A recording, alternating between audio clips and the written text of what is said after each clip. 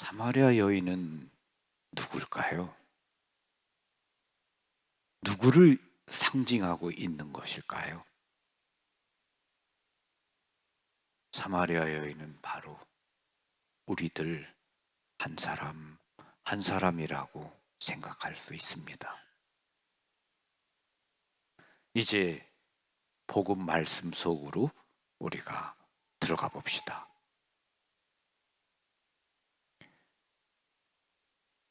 예수님께서 아침부터 제자들과 함께 걸어오셨습니다. 7시간에서 8시간 정도를 걸으셨겠죠. 먼지 나는 길을. 그리고 걸으시는 가운데 예수님은 유다의 지도자들과 있었던 갈등들에 대해서 생각하실 수도 있습니다. 예수님이 유다를 떠나서 지금 사마리아 지방으로 오신 거죠. 유다를 떠난 이유는 바로 그곳에 있는 바리새이들과 많은 갈등을 있었고, 예수님이 그곳을 떠나서 지금 그곳으로 오셨습니다. 그리고 예수님은 지치신 거죠. 그들과의 갈등도 있고, 그리고 아버지의 뜻에 따라서 목마른 영혼을 찾아서 다니시는데 지치신 겁니다. 그래서 예수님이 7, 8시간을 걸으셨을 때 배도 고프셨고 지치셨고, 그래서 지금 그 우물가에 이렇게 털썩 주저앉으셨습니다. 여러분, 예수님이 지치셨다. 예수님도 피곤하셨다. 배가 고프셨다. 우리에게 무엇을 느끼게 합니까? 우리에게 예수님이 나와 같은 똑같은 사람이시라는 것. 그분도 피곤하셨다. 지치셨다. 배가 고프셨다. 우리에게 위로가 되지 않습니까?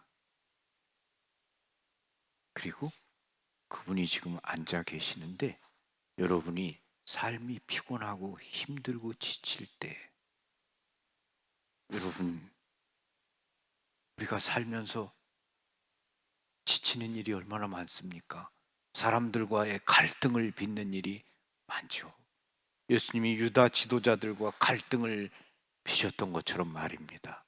그런 갈등 속에 있을 때, 내 삶에 정말 너무 지쳐서 힘이 들 때, 눈물이 날 때, 야곱의 우물가에 털썩 주저앉아 계시는 그 예수님 옆에 여러분이 앉으실 수 있습니다. 그리고 그 예수님께, 예수님, 제가 지금 삶이 지쳤습니다. 제가 힘이 드네요. 여러분이 그렇게 예수님께 여러분의 마음에 있는 삶의 어려운 이야기를 털어놓을 수 있습니다. 그것이 바로 기도입니다. 여러분의 이야기를 예수님이 오늘 그 여인에게 마실 물 좀 다오 라고 청하십니다. 바로 예수님이 청하시는 게 그겁니다. 바로 당신 곁에 앉아서 지친 삶의 이야기를 다 당신께 털어놓고 이야기하는 그런 사람들, 그런 당신을 믿는 그런 믿음을 가진 사람들의 목마르신 겁니다. 오늘 예수님이 나에게 마실 물을 좀 다오라고 청하지만 성경 어디에도 예수님께서 물을 마셨다라는 말씀은 없습니다. 오히려 목마른 사람은 예수님이라기보다는 그 여자입니다. 그 여자에게 물을 주시겠다고 말씀을 하시죠. 샘 솟는 물을 주겠다. 다시는 목마르지 않는 물을 너에게 주겠다라고 말씀하십니다.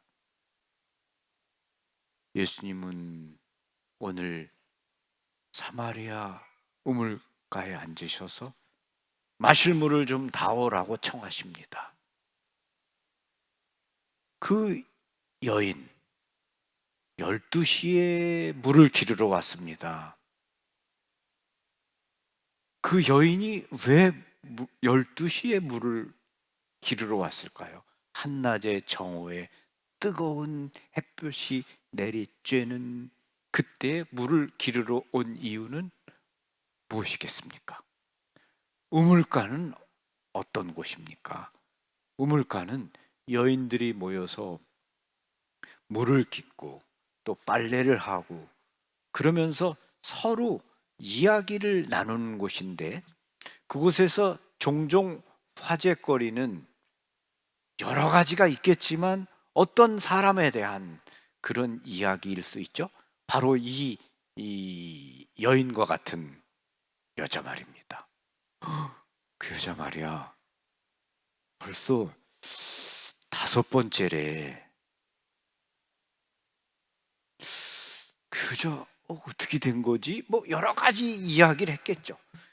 그 여자도 아침에 물을 기르러 갔다가 사람들이 자기를 바라보는 시선과 자기에 대해서 이런저런 이야기를 하는 소리를 들을 때 그것이 다 마음의 상처가 되었고, 그래서 그녀는 더 이상 사람들 속에 들어가지 않게 된 겁니다. 사람들이 아무도 없을 때 물을 기르러 간 거죠. 아무도 없는 시간이 정오입니다. 그래서 그 여자는 모든 사람을 다 피하고 싶었어요. 만나고 싶지 않았습니다. 그런데 그 여자가 피할 수 없는 한 분, 자기를 기다리고 자기를 만나기 위해서 그곳에 오신 그분, 예수님만은 피할 수 없었던 거죠.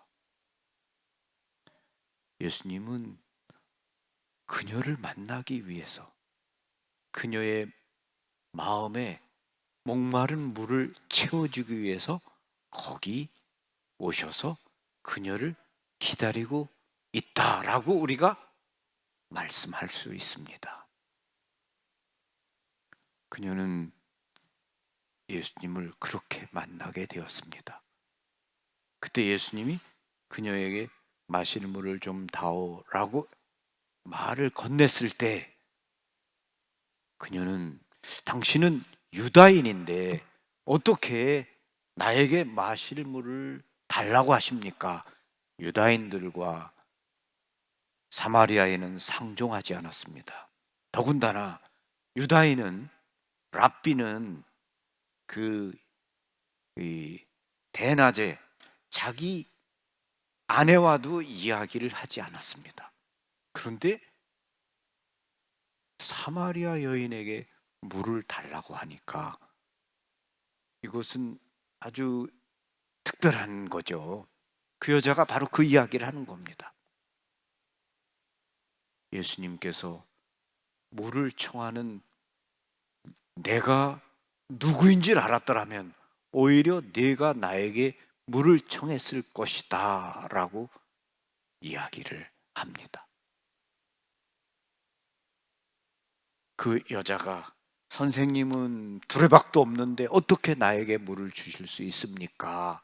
라고 말을 하게 되고, 예수님께서는 그 여자에게 목마르지 않는 물을 주겠다는 말씀을 하시죠.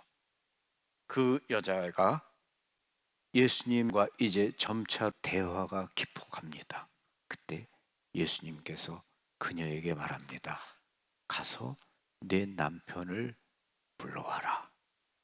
그녀가 저에게는 남편이 없습니다. 솔직하게 말을 합니다. 우리가 예수님 앞에 솔직한 게 중요한 겁니다. 감추는 것이 없는 것. 마음에 내가 감춰두는 것이 없을 때, 솔직하게 털어놓을 때 치유가 일어나게 되는 거죠. 여러분이 의사를 만났을 때 의사에게 내 병에 관해서 그 의사가 올바른 판단과 진단을 할 수 있도록 다 이야기를 해야 됩니다. 특별히 정신과 의사를 만났을 때 더 그럴지 모릅니다. 요거는 감춰두고 다른 것만 이야기해야 되겠다. 그러면 안 되죠. 자기 마음에 있는 모든 것, 그것을 감추지 않고 이야기하는 것. 솔직하게 말할 때 치유가 일어나고 치료가 일어나겠죠. 이 그녀는 예수님 앞에 솔직하게 감추지 않았습니다. 솔직하게 이야기를 했죠. 그러자 예수님께서 그녀에게 말을 합니다. 내 말이 맞다. 너에게는 남편이 5이나 있는데 지금 사는 남편도 내 남편이 아니다. 이 얘기는 예수님께서 이 말씀을 해서 그녀를 부끄럽게 하기 위해서, 곤란하게 하기 위해서 이 말씀을 하셨는가? 굳이 남편이 5이나 있었다는 이야기를 하신 까닭은 무엇일까? 라고 우리가 생각할 수 있습니다. 앤더슨이라는 신학 박사는 이 말씀에 관해서 이렇게 말합니다. 이 말씀은 그녀의 상처를 어루만져 주면서 그녀에게 연민과 위로를 건네는 말씀이다. 이 말씀은 이러한 말씀이다. 난 너를 이해한다. 너는 가슴 아픈 경험을 5번이나 했구나. 얼마나 내 마음이 뭉그러져 있는지 나는 이해한단다. 지금의 관계도 언제 깨질지 모르기에 내가 얼마나 불안해하는지 나는 알고 있다. 아, 불쌍한 나의 딸아, 너는 사랑도 기쁨도 기댈 수 있는 가정도 없구나. 이것이 예수님께서 너에게는 남편이 5이나 있다. 그런데 지금 사는 남편도 내 남편은 아니다 라고 말씀하신데 그 말씀의 뜻은 이런 것이다 라고 이 신학 박사가 이야기하는데 저는 이 말씀이 마음에 와서 닿고 바로 그런 말씀이었다고 생각합니다.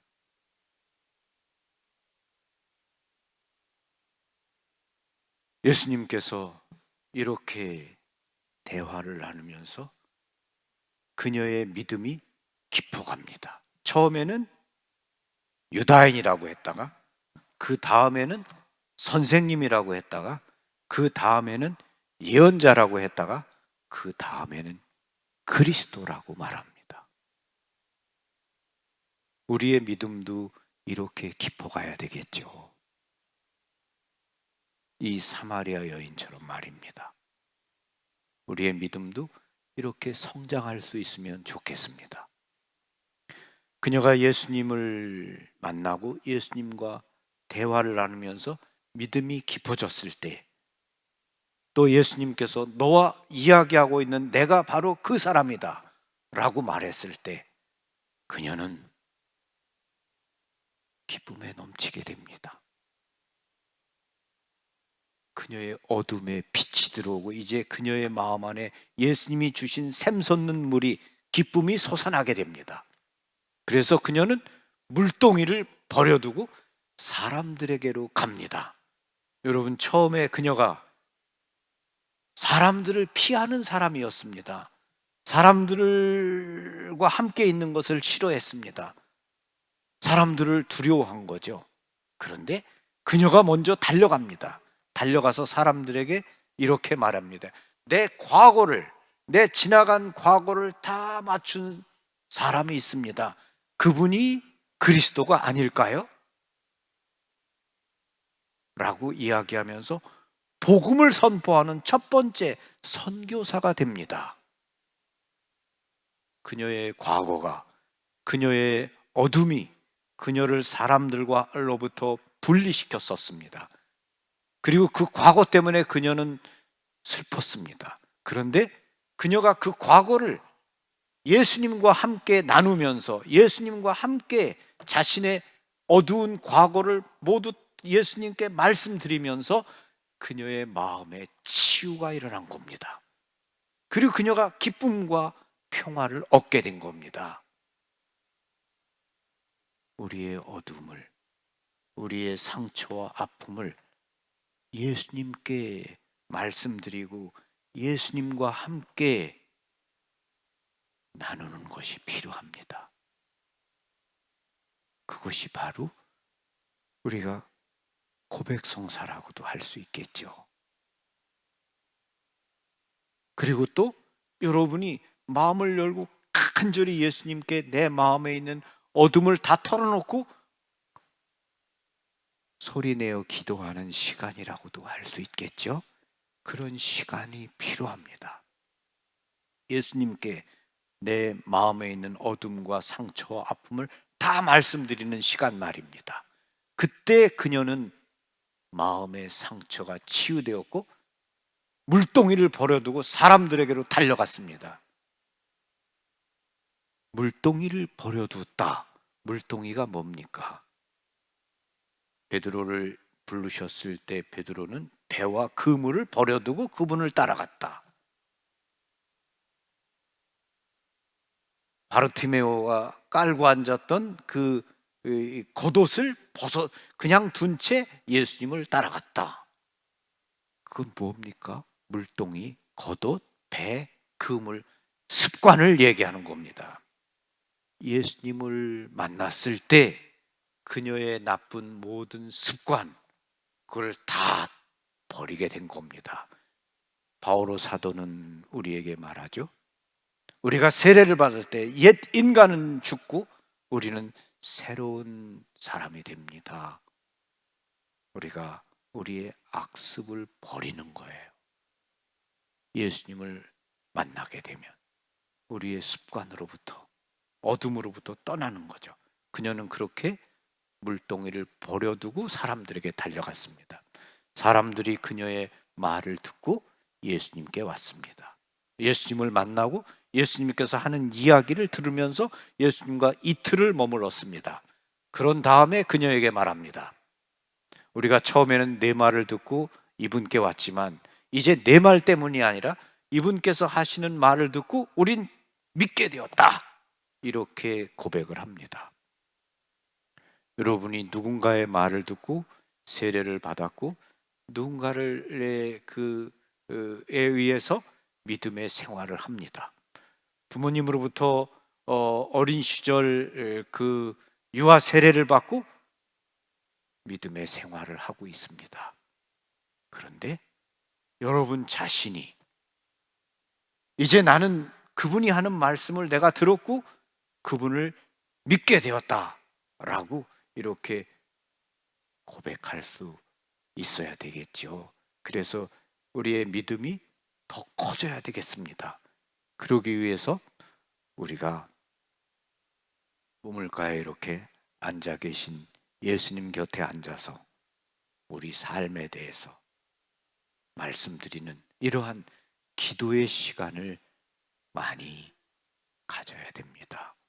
오늘 야곱의 우물가에 앉으신 예수님, 바로 우리 삶의 우물가에 앉아 계시는 예수님이시겠죠.